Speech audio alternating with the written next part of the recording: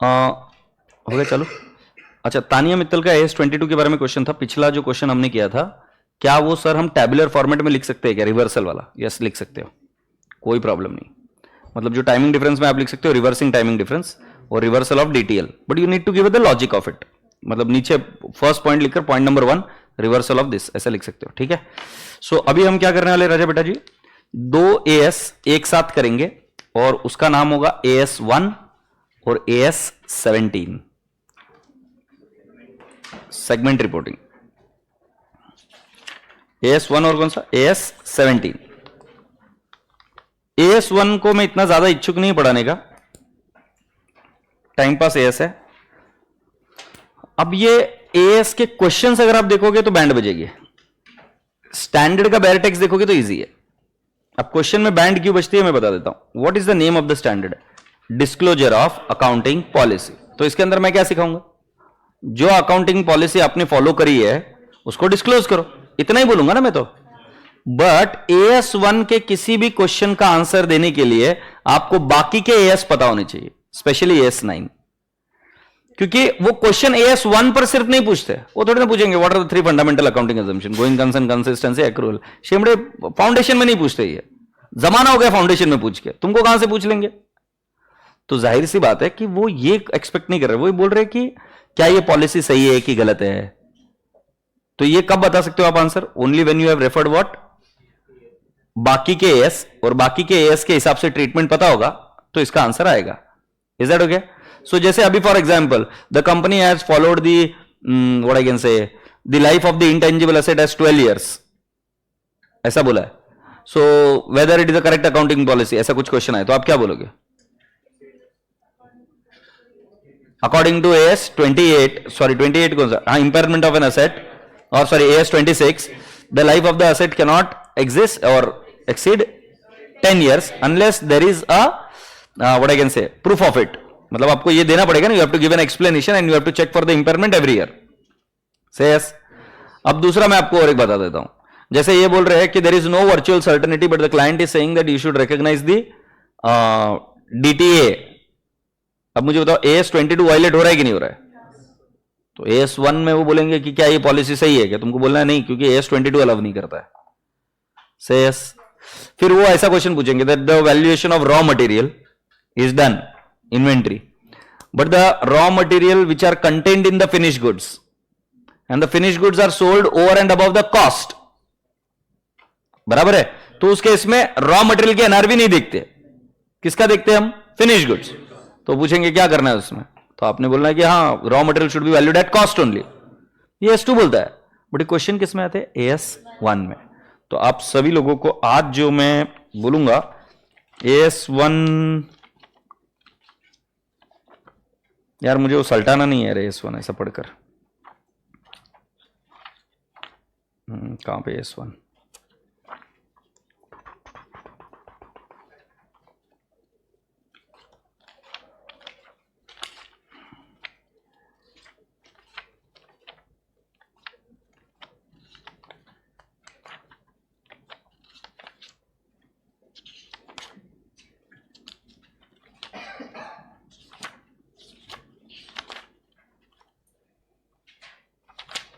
अरे सो AS1 एक बार पढ़ पढ़ा के खत्म कर देते क्या? और अगर आप ध्यान से देखेंगे तो मैंने उसके कोई भी क्वेश्चंस नहीं लिए, देख पा रहे हो आप AS1?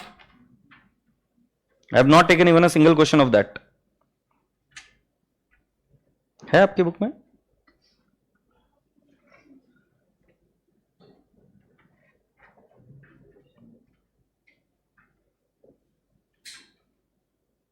मेरे भाग में ही क्यों आए रहे ऐसा आदमी?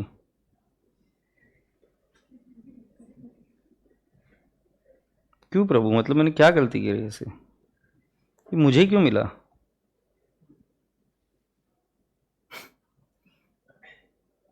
भाई ने AS1 के नोट्स ही नहीं डाले।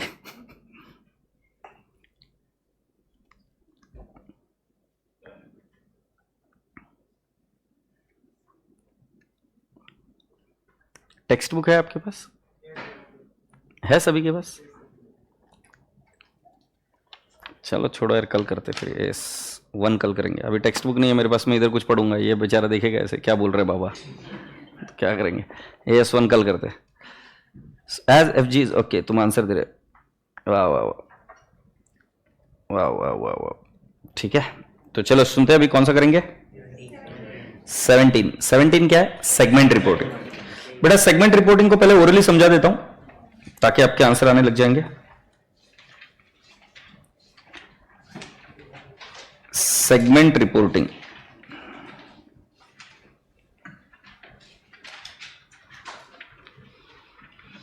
ठीक है। इस स्टैंडर्ड को हम दो हिस्सों में डिवाइड कर सकते हैं, एक थियरी और प्रैक्टिकल पार्ट। अनफॉर्चुनेटली और फॉर्चुनेटली क्वेश्चन हमेशा प्रैक्टिकल पर ही आया है। हैप्पी न्यूज, क्वेश्चन हमेशा किस पर है, प्रैक्टिकल। तो एक पार्ट है थियरी। सो थियरी में वो क्या बोलेंगे कि व्हाट इज अ सेगमेंट। तो segment is a part of the business, it is an operation which has got its own separate assets, separate liabilities, and you can get the revenue और income of that segment. सो अगर मैं आपको segment reporting का example दिखाऊंगा तो ITC है। सो ITC की segment कैसे है बेटा जी, आईटीसी का टोबैको एक प्रोडक्ट है और बाकी के कुछ प्रोडक्ट है, तो सेपरेट बिजनेस है ना। जैसे दोनों के रिस्क एंड रिवॉर्ड्स अलग अलग है, मतलब टोबैको का रिस्क एंड रिवॉर्ड अलग है और किसका रिस्क एंड रिवॉर्ड अलग है, क्या नाम उसका, जो पेपर इंडस्ट्री क्लासमेट बुक है, या आशीर्वाद आटा है, या एफएमसीजी, या फियामा जो सोप है, वो उनकी है ना आईटीसी की। दोनों के रिस्क एंड रिवॉर्ड्स अलग है, यस और नो।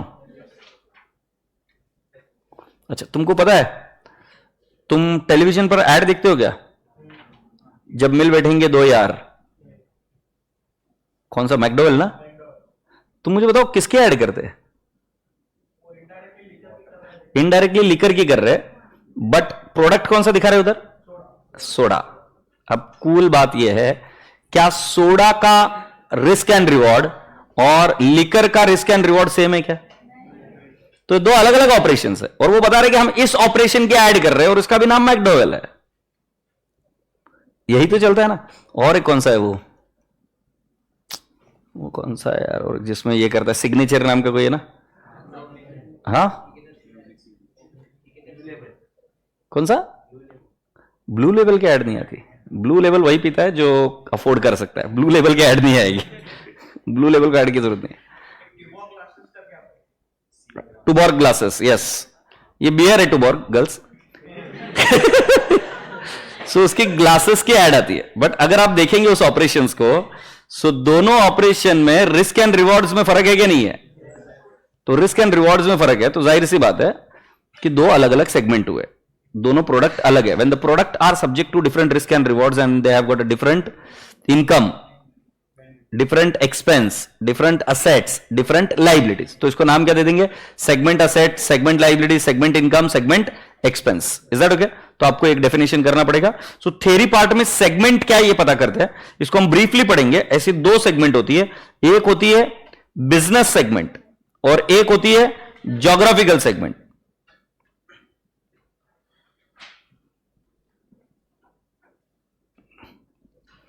ये अभी इधर आया ऑनलाइन में answer, royal Stag, yes royal Stag का है,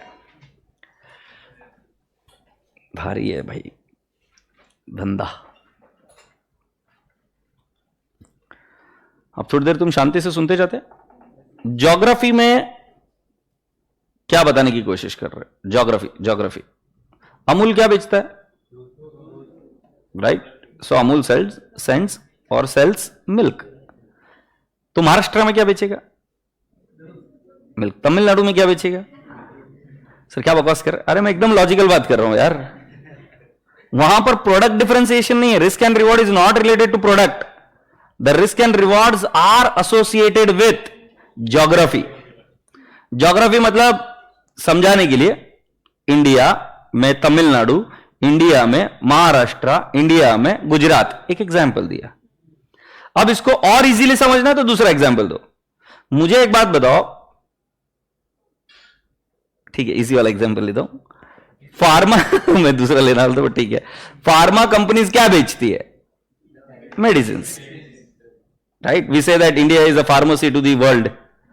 सो अगर कोफोरेस्ट है दैट इज फॉर कफ, तो इंडिया में क्या बेचेंगे, कोफॉरेस्ट।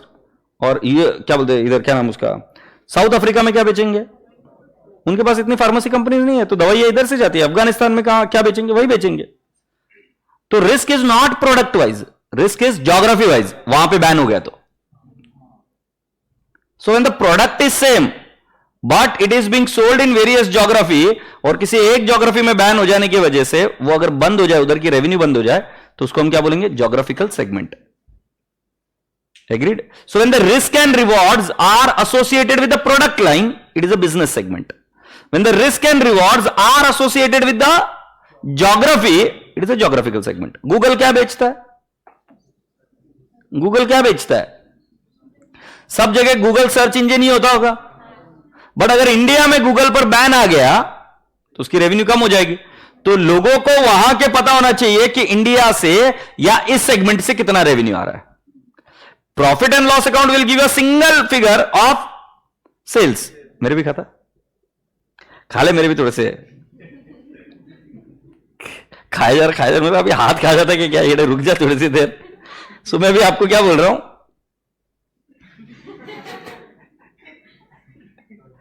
कोई बात नहीं।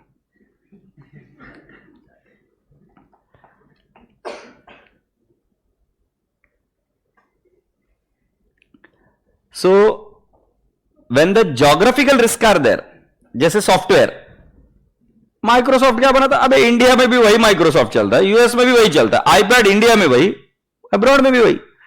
तो ज्योग्राफी वाइज रिस्क है। जैसे अभी रशिया बैन हो गया, राइट? वहां पर यूएस की कंपनीज नहीं जाती है, बिजनेस नहीं करती है, तो उनकी रेवेन्यू तो हैम्पर हुई ना sir. Geographical segment got hampered. So remember that कि there are two types of segment, one is business segment और geographical segment, but out of that one is predominant. One is predominant मतलब one is more important. Like Google, I think the more important is geographical segment. Says pharmacies, what is more important is geography, क्योंकि geography wise एक location पर उनका ban आ गया। जैसे recently हमें पता चला कि किसी एक कंपनी पर बैन आ गया था, वो उधर सेल नहीं कर सकते क्योंकि उनके मेडिसिन पीने की वजह से कुछ लोग मर गए, कुछ एडल्ट्रेशन हो गई थी, ऐसा कुछ आया था ना। तो उस केस में उनका ज्योग्राफिकल सेगमेंट होता है प्राइमरी, प्रीडोमिनेंट। और मेजॉरिटी केस में कौन सा रहेगा? Business segment. बट अगर आप पता नहीं कर पा रहे हो, क्योंकि ज्योग्राफिकल भी है और बिजनेस भी है, जैसे एप्पल में प्रोडक्ट वाइज क्लासिफिकेशन भी है। प्रोडक्ट वाइज मतलब आईपैड है, मैक है, फिर उनकी टीवी है एंड व्हाट नॉट। सो जब आप क्लासिफाई नहीं कर पा रहे हो कि बिजनेस सेगमेंट ज्यादा इंपॉर्टेंट है या ज्योग्राफिकल ज्यादा इंपॉर्टेंट है, so then my dear friend always assume that the business segment is the main segment. तो जो मेन सेगमेंट होती है उसको हम बोलते हैं प्राइमरी सेगमेंट, और जो दूसरी सेगमेंट होती है उसको हम बोलते हैं सेकेंडरी सेगमेंट। जो प्राइमरी सेगमेंट होती है उसकी इंफॉर्मेशन ज्यादा डिटेल में दी जाती है, और जो सेकेंडरी सेगमेंट होती है उसकी इंफॉर्मेशन कम डिटेल में दी जाती है। सही, ये हुआ थ्योरी पार्ट। क्वेश्चन इस पर आया नहीं अभी तक, बट फिर भी मैं आपको ये करवा दूंगा आराम से। अब मुझे जाना है प्रैक्टिकल पार्ट में। प्रैक्टिकल पार्ट में आपको 4 चीजें पहले आनी चाहिए, राइट? पहला है सेगमेंट की असेट क्या है, इस पर क्वेश्चन आ चुका है। सेगमेंट की लाइबिलिटीज क्या है, सेगमेंट का एक्सपेंस क्या है, और सेगमेंट की इनकम क्या है। या आप बोल सकते हो सेगमेंट का रिजल्ट क्या है। सेगमेंट रिजल्ट मतलब प्रॉफिट है कि लॉस है। Done done done. पहले इसके डेफिनेशंस देखने पड़ेंगे जो मैं बता दूंगा। फिर आपको 3 क्लॉजेस देखने पड़ेंगे, 3 क्लॉजेस। कितने क्लॉजेस पे? 3 क्लॉजेस। इन 3 क्लॉजेस के हिसाब से कौन सी सेगमेंट रिपोर्टेबल होगी। मतलब पहले क्या होता है, सेगमेंट आइडेंटिफाइबल होते हैं, बट सभी सेगमेंट को रिपोर्ट नहीं करेंगे। सेगमेंट आइडेंटिफाई करने के बाद में जो मेजर सेगमेंट है उनको ही सिर्फ हम क्या करेंगे, रिपोर्ट। सो पहला होता है असेट टेस्ट, या रेवेन्यू टेस्ट कर लेते, सेल्स। मतलब अगर सारे सेगमेंट का रेवेन्यू मिलाया, टोटल रेवेन्यू का सेगमेंट का रेवेन्यू 10% या उससे ऊपर है, it is a reportable segment. Of the total revenue, if the segment is reporting 10% or more than 10% of the total revenue, then it is a reportable segment. And segment revenue will include internal as well as external sales. Now what is internal sale? एक segment ने दूसरे segment को बेचा, it is internal revenue.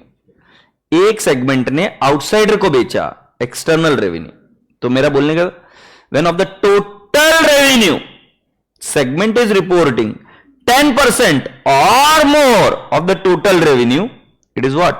Reportable segment. Do you appreciate? तो पहला clause हुआ revenue का, revenue में इंटरनल और एक्सटर्नल रेवेन्यू दोनों ली जाएगी.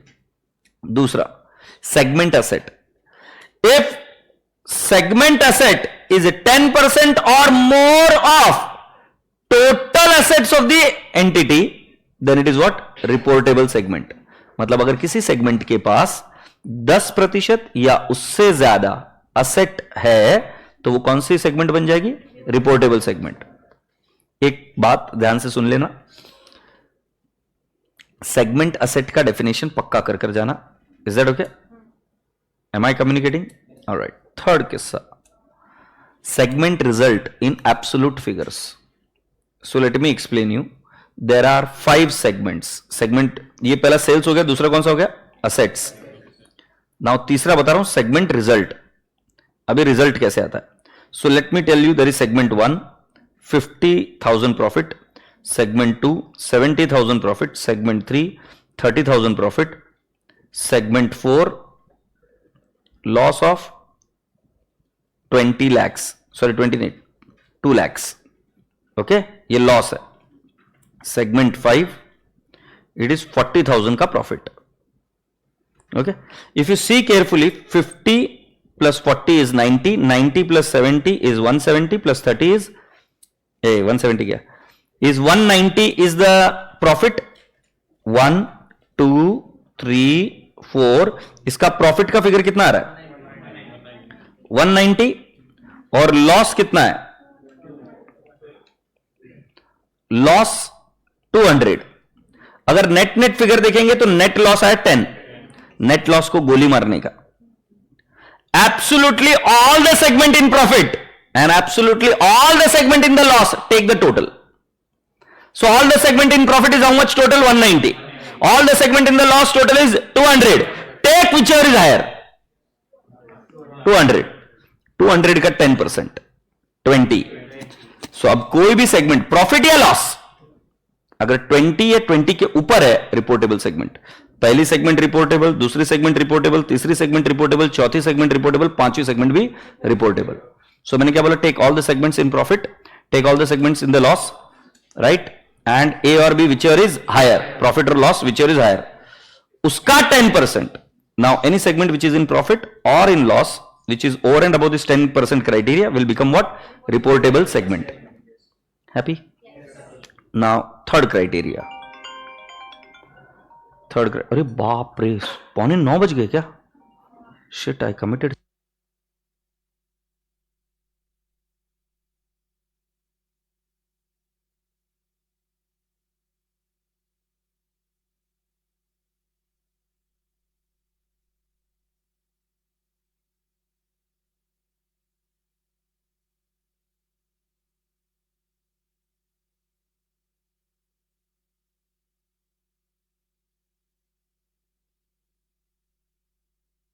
समथिंग, तो आई हैव टू गो.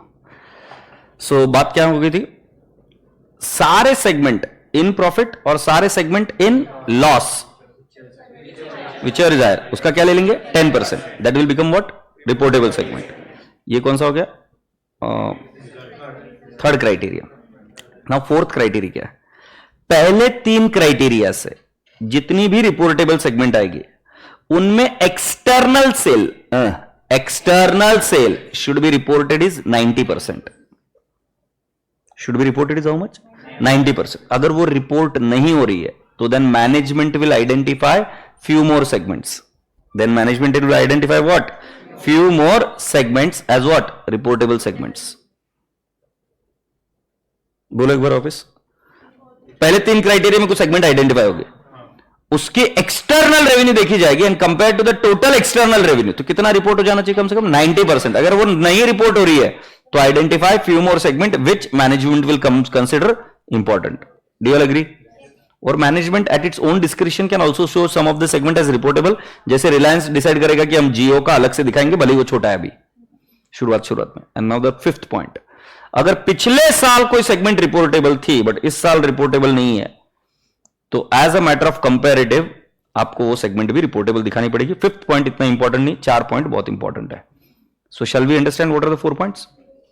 क्या है 4 points?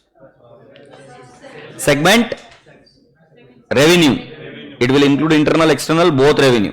If it is 10% of the total revenue, it is a reportable. Greater नहीं, greater or equal to 10%. दूसरा वाला कौन सा है? If it is assets, if the assets of the segments are equal to or greater than the 10% of the total assets of the all the segments together, then it will become reportable. And what is the third point? Result. All the segments in profit, all the segment in the loss, whichever is higher, 10% of that. And if any of the segment in profit or loss, it is within that criteria of the 10%, so it is what? Reportable. Fourth criteria तब आएगा जब पहले 3 criteria में 90% of external revenue is not reported, then management at its own description will identify few more segment as reportable. And the last criteria सुन लीजिए कि राजा बेटा जी, इन तीनों में से कोई एक भी क्लॉज सेटिस्फाई होता है, so then that becomes reportable segment. इन तीनों में से, मतलब क्राइटेरिया 1, 2 एंड 3, इन तीनों में से कोई एक भी क्राइटेरिया सेटिस्फाई होता है तो उसको हम क्या बोलेंगे? Reportable segment. M I communicating clearly? पूरी बात जहन तक पहुंचे आपके? अच्छा, इस स्टैंडर्ड को सिर्फ आप ब्रीफली पढ़ के आ जाना, अभी समय है नहीं उतना, मैं नहीं तो आज लेने वाला था इसको पढ़ते, 8:45 हो गए. So what we do is, क्या बोल रहा था मैं, इसको बस पढ़ के आ जाना, जमता है तो, नहीं तो ठीक है कल कर लेंगे. आज हमने ब्रीफ देख लिया, कल कर लेंगे. मत करो, आज आपको 3 एज दे दिए ना मैंने. कौन से दिए? 18, 22 और 20. तो उतना करके आ जाओ, ठीक है. प्रेम से बाय बाय बोलो. Bye bye. ये सुनो ना, कल सेगमेंट की बुक भी नहीं लाए तो चलेगा, मुझे कुछ टॉपिक्स भी लेने के. अभी टॉपिक लेने तो लास्ट में टॉपिक्स बहुत बच जाएंगे. So I would like to teach you some topics. So tomorrow may be I will start amalgamation, नहीं, internal reconstruction, then amalgamation, then consolidation. ये 3 उल्टाएंगे पहले, और उसके बाद में again will go back to what? AS. Is that okay? कल segment उड़ा दूंगा, उसका चिंता नहीं है, बट उसके बाद में चैप्टर्स लेने की इच्छा है मेरी. ठीक है, बाय बाय.